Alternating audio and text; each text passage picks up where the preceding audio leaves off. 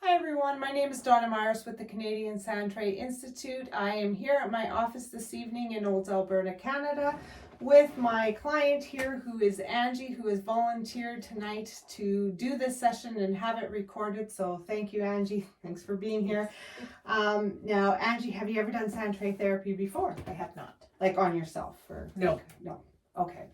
And so tonight's session will probably last about 40 minutes. I guess we'll see how it goes. If it ends sooner, it ends sooner, and that's okay too. So tonight I want to introduce you to the sand tray. So this is our sand tray room.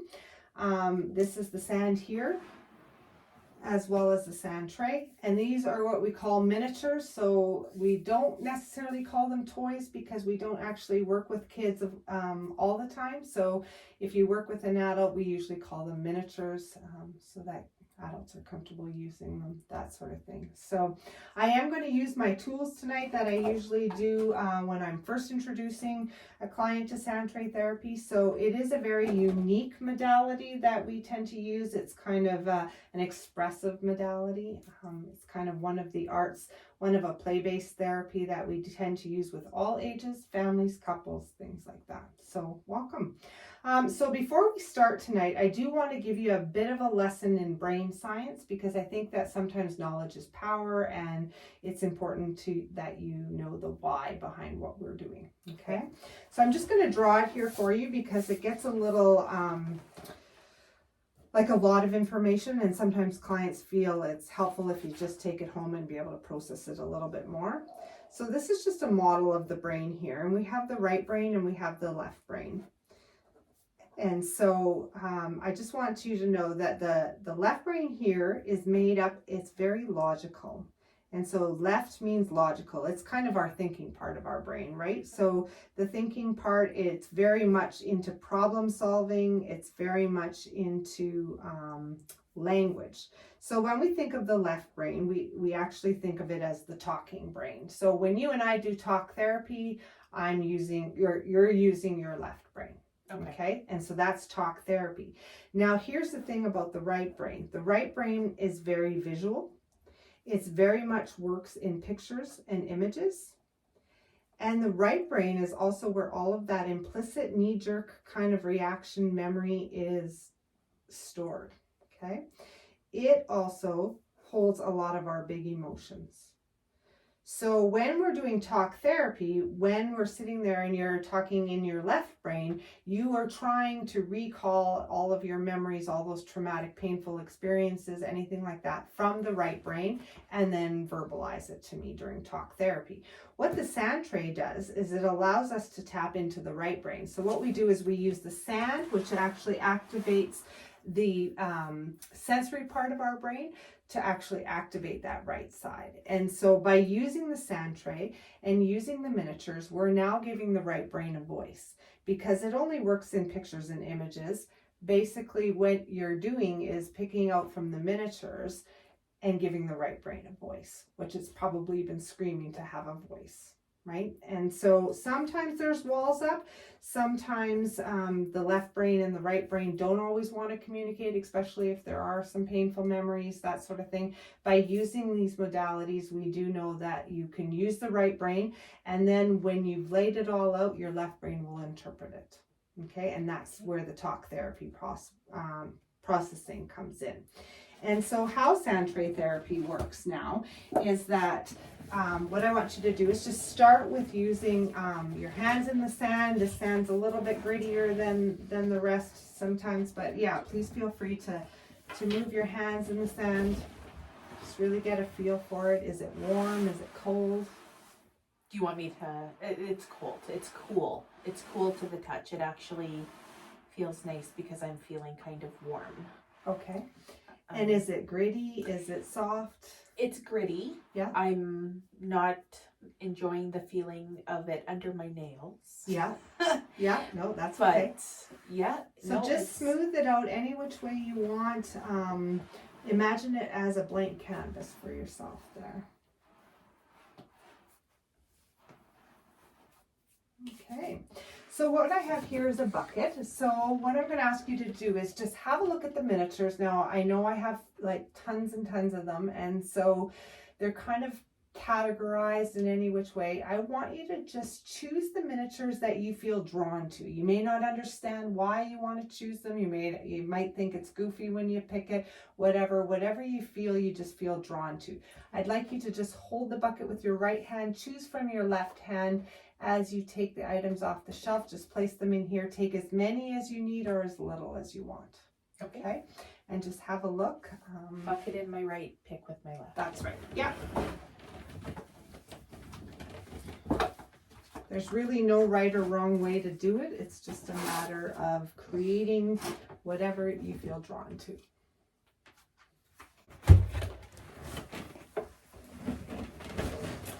Okay. Wonderful. Okay, so tell me about what you created. So, this immediately drew me in, and I know that it looks like a volcano, but to me, when I first saw it, it was just representing to me mountains. I'm from BC. I miss my mountains terribly, so it just kind of reminded me of home. And just these steps, just outdoorsy, wooden, kind of reminding me of some hiking trails. It just felt like home. Kind of,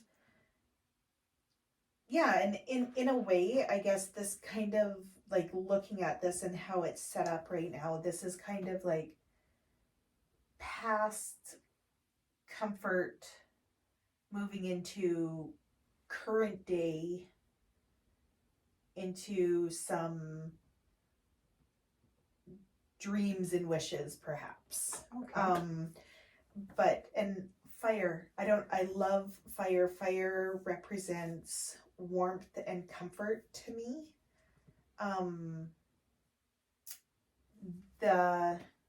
This woman with her child just, to me, represents me and my boy.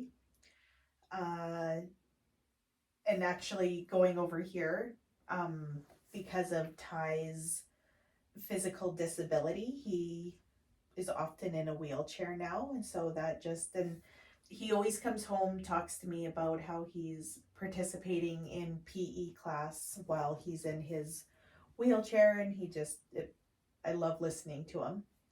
The school, because I work in schools, my kitty cats, my one, who, her name is Molly, she just is my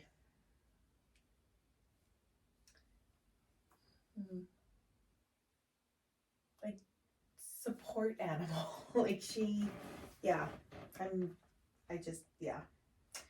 And then I have another one, Lucy, who is so very sweet, but Molly is also very territorial of me, and so I have to snuggle Lucy on the side, because then she gets mad. This I had to pick because it just feels so me at the moment, just kind of twisted and confused and in knots, confused, just kind of going in all directions. So that one really spoke to me. And then moving over more to the left side, top of, like, my bucket list is going to London, England as a whole. Who doesn't love a pumpkin carriage? That just was fun. And Belle is my favorite princess. Yellow is my favorite color, and I've always wanted to dress like her. So that is my board. Or, yes. Okay. Lots of great things in here. I can see that you identified, past, present, future, things like that. I'm still a little curious. Tell me a little bit more about this confused. You chose that item as it spoke to you. Really? I guess mostly there's some stuff with work that I'm feeling a little conflicted about, and trying to rationalize and not rationalize, I guess. I'm trying to make sense. There's a bunch of changes again that are upon us that I'm struggling to understand the whys behind them. I can understand some of the whys. I guess it's the execution part that I fear. Fear is kind of fear is a lot of in here. And I've been thinking a lot about my decisions that I'm like, yeah. So yeah, I fear for the future of our program, perhaps. Perhaps I'm just fearing change in general. Yeah. What about your son? You talk a little bit about, you know, the excitement of seeing him come home, that sort of thing. And this miniature here that you identified as, you know, the mother and child. Tell me about fear in that world. So there's lots of fear in this world. 10.5 years ago, Ty was diagnosed with what is called spinal muscular atrophy. And so it is a neuromuscular genetic disease, and it's progressive. We are very blessed that Ty is currently on treatment, but we had to fight really hard. Do you mind? Can I just take off my shoes and sit, however? Get comfortable. Just going to adjust this just a little bit. Okay. Yeah, so while Ty is on treatment, every form, it's a very invasive treatment. Every 4 months he has to go to the hospital, and it's spinal injections. But the part, so, okay, I will be a little all over the place here. His last treatment was the first time that there had been complications in the OR. So he did not come out of the anesthetic well. He could not breathe. Like it took him a long time to come out of recovery. So that Very freaked me scary. out a little bit, considering that we have to do this every 3 months, 4 months. And then the big fear is, prior to the injections, we have to go for what is called a Hammersmith test, and it's an assessment process. And it is this assessment that is sent away to the government, who then determines if the treatment is working based on these ancient baseline typical. So, and then Ty's treatment is dependent on how well he does in these assessments. So these assessments do not take into account the natural progression of the disease anyways, which Ty is at the most critical part. So if he doesn't do well in this Hammersmith, he could potentially lose funding, or not funding, lose the treatment. So that's terrifying, because if he doesn't get this treatment, he will very quickly, and he struggles to walk unassisted now, but he will be, it would solidify the fact that he would lose his ability to walk, and he would just lose a lot of independence, and it would change our lives, right? So talking about fear, the buses here in town aren't accessible. I'd have to figure out how to get an accessible vehicle.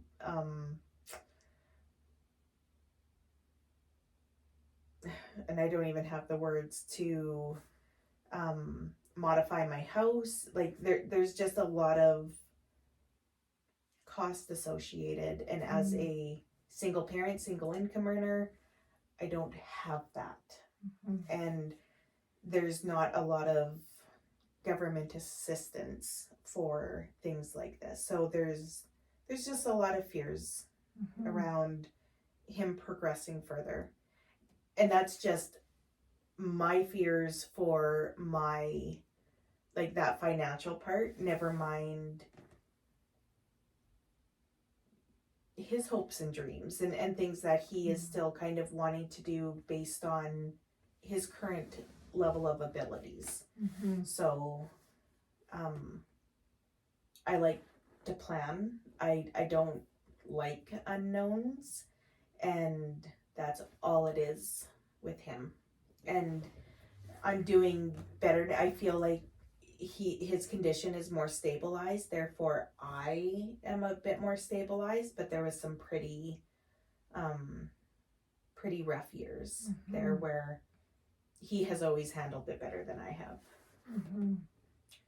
Yeah. And so, and your cats play a role in that? My cats,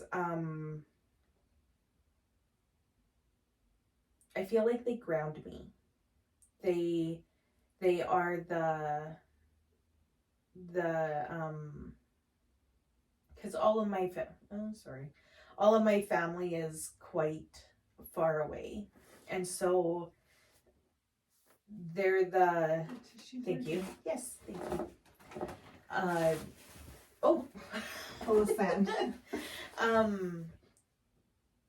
Yeah, they're the things that, you know, when I don't want to completely break down in front of Ty or whatever, right? Like, he often will, like, I don't hide my emotions, but he doesn't need to see all of it. And yeah, they're the things that I can pick up and hug and touch and talk to. That, and they listen. So yeah, they're just very, yes. And so when you mention your family back home, is this representative of, is it BC? Yeah, even though so some of my family is still in BC, but most actually followed me. So I moved to yeah, and we're all really close. Like, they're an amazing support, and we are a great little family. I just don't get to see them very often. And tell me about your future hopes. I just want to travel more of the world. I'm a pretty big history buff. I love, yeah, I just, and I guess not only does that represent England, because I really do want to go there, Big Ben is just more representing Europe. So I've been, the past couple years, I got pretty big into our family tree, and actually that was I was gonna grab the Ukrainian flag, but I didn't. Should have. But because yeah, like I wanna visit Norway and, well, Ukraine one day. Grab the Ukrainian flag. I will. Just won't be visiting there anytime soon. Of course. But yes. Oh, here. Oh, that's okay. And but They're homemade, so. yes. Well, they're lovely.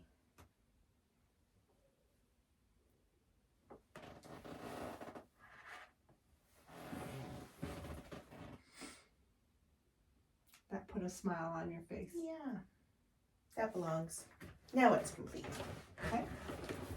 And so the hope is to kind of get over to Europe and. Yeah, just walk in some footsteps and just learn some more, because I think I've hit a wall with what I've been able to get off of different websites and stuff, and I know that we have a lot of our ancestors' belongings in museums and things, and so it's just, yeah. You feel drawn to that. I very much do. Mhm. And so I guess I'm waiting for Ty to be old enough and independent, because he doesn't have the same level of interests, nor, and just knowing what I know more about the old, it's not the most accessible place with cobblestones, and he's in a manual chair, so it's something I want to do, Mhm. right? It's Separate from Yeah. him. Yeah. Mhm. And so in this future here with travel, what else does that look like?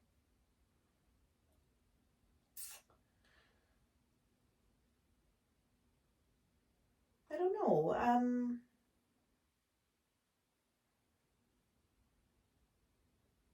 It's funny. I've always envisioned that, like, after Ty graduates from high school and goes on to do what he will do, that I see a lot of solo travel. Mm. Um, And when you look at that and you think of that, where do you feel that in your body? What do you feel? I feel a lot of joy. Um, and I guess that's something that I'm on a mission right now, is I'm really trying to seek out more balance. Balance is hard to achieve, and all I mean when I say balance is my world is often more stressful, and I really need to incorporate more things that bring me joy. And I over the last few years, and I think a lot of it was very much stress induced, came a lot of pretty scary health things. And so now that I'm working on my health and I'm getting much healthier and my own physical abilities are coming back, I am just going crazy on doing things that I used to enjoy, but I couldn't do anymore. Like working in my yard, gardening. I have a garden again this year, and yeah. So it's about chasing the things that are gonna bring me joy, and so that is something that over on this side, I guess also I feel. You asked where I feel it. I kind of feel it in my heart, because excitement, something that I really want to do for me one day, that because I don't do a lot of things for me, but I want to. You mentioned that you're a homebody and that it's work and your son and things. It kind of consumes what I've got. So, but that's probably a lot of the problem that led to my health issues, is because I wasn't offsetting it with the other things that would fill me back up. So I got myself to a place where I was so depleted. So yeah, it's taught me a lot of, yeah, I don't think I would find those things as stressful or as depleting if I kept myself filled. And that's starting to do more things for myself, because for a while, coming home from work and then having to deal with like Ty's physio before like we started hiring out and stuff, because which is why I started hiring out. And yeah, it just, there wasn't time. I didn't want to then go out and like for dinner with friends or something. I was tired. I wanted to like just enjoy some quiet time, because I had been around people all day, and I think I just got into where that was good for a little while, then it became not good at all, because I was really isolating myself. But I'm also,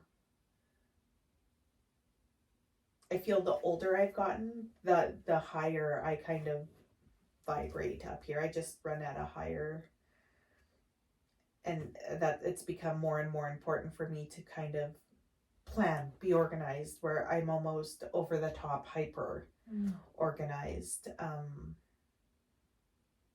To try to put some sense of control, maybe. Absolutely. Mhm. Absolutely.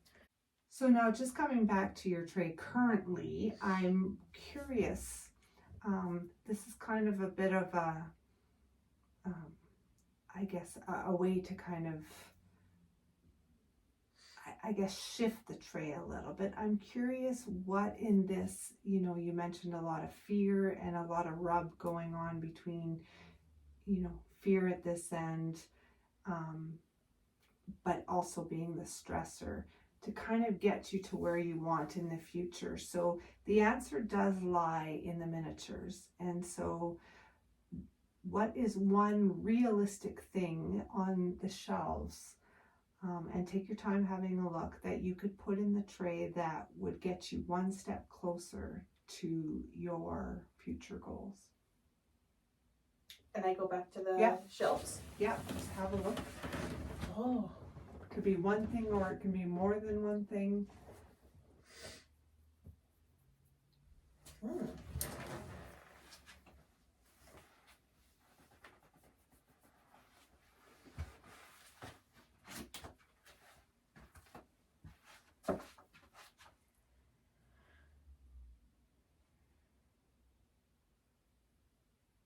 Okay, so yeah, put them wherever you feel.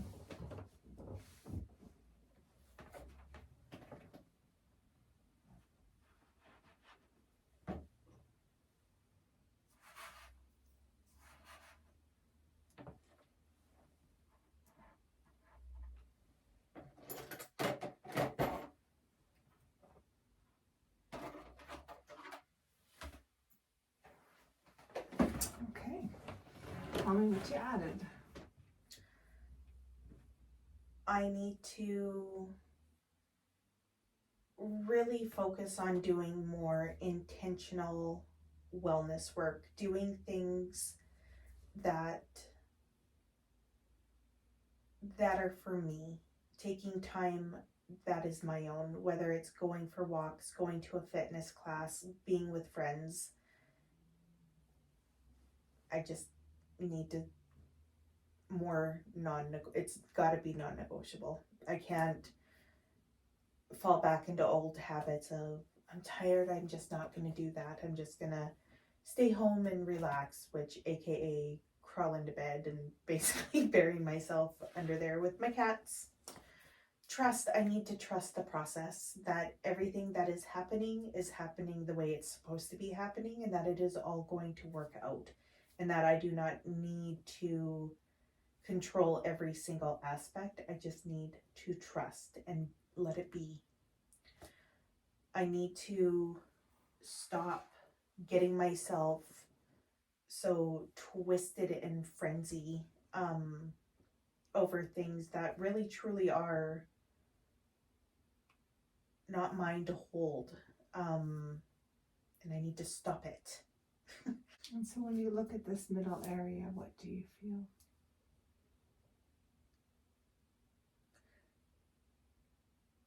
I feel a little bit of relief right now. I feel like there are safeguards here to where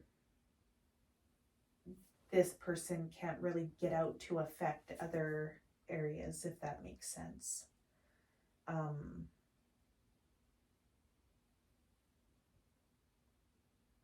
feel good. This is cool. Would you add or change anything to make this better? No.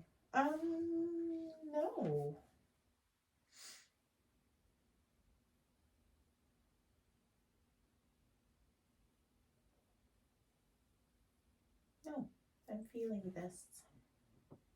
Okay. Looking at it as a whole, feels okay? Mm-hmm. So we do always end the session just stating the facts that, as we know with brain science, that the right brain has now spoken, the left brain has basically interpreted what it sees. And so we do imagine what's going to happen for the next even day or two. Your brain's going to try to continue to process. Okay, so it's going to keep thinking. It might even, think about the items in the tray, or maybe you just put it to rest. But just know in the background, the brain is still kind of working and processing. So we often just say, the next 24 hours, if you feel a little uneasy or, you feel anxious a little more than usual, that's very normal. It's simply, again, that brain just trying to process it, compartmentalize it, kind of really integrate everything that you did tonight. So again, thank you for your time. We do always end with a photograph so that I can have it on file as we move forward, that sort of thing. So yeah, thank you. Thank you.